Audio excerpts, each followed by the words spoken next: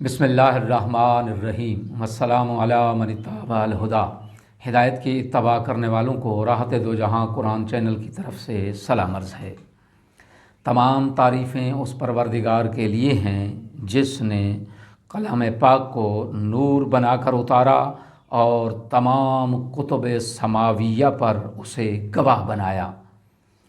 لاکھوں درود و سلام ہوں محمد و آل محمد پر۔ سامعین کرام صاحبان ایمان، ہمارے آج کے سبق کا موضوع ہے سورہ آل عمران کی آیت نمبر 105۔ تو آئیے پروردگار کے پاک نام سے ہم اپنے سبق کا آغاز کرتے ہیں۔ بسم اللہ الرحمن الرحیم۔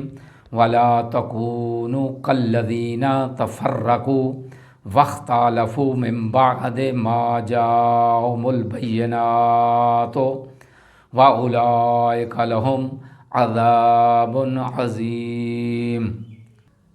آیت کا ترجمہ: اور تم ان لوگوں کی طرح نہ ہو جانا جو واضح دلائل آ جانے کے بعد بٹ گئے اور اختلاف کا شکار ہوئے، اور ایسے لوگوں کے لیے بڑا عذاب ہوگا۔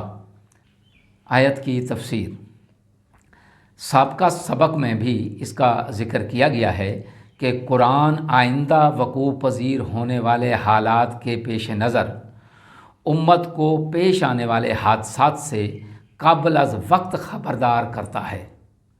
قرآن جب بھی کسی معاملے میں تاکیدی جملوں کے ساتھ تنبیہ کرتا ہے تو یہ اس بات کی علامت ہوتی ہے کہ یہ حادثہ پیش آنے والا ہے یا اس واقعے کا ارتکاب ہونے والا ہے۔ چنانچہ زیادہ دیر نہیں ہوئی تھی کہ رسول اکرم صلی اللہ علیہ وآلہ وسلم کی حیات طیبہ کے آخری ایام میں ہی یہ اختلاف خود رسول اللہ صلی اللہ علیہ وآلہ وسلم کے سامنے شروع ہوا، اور یہ اختلاف اس قدر بڑھ گیا کہ رسول اللہ صلی اللہ علیہ وآلہ وسلم نے ان اختلاف کرنے والوں کو اپنی بارگاہ سے قوموا عنی کہہ کر نکال دیا۔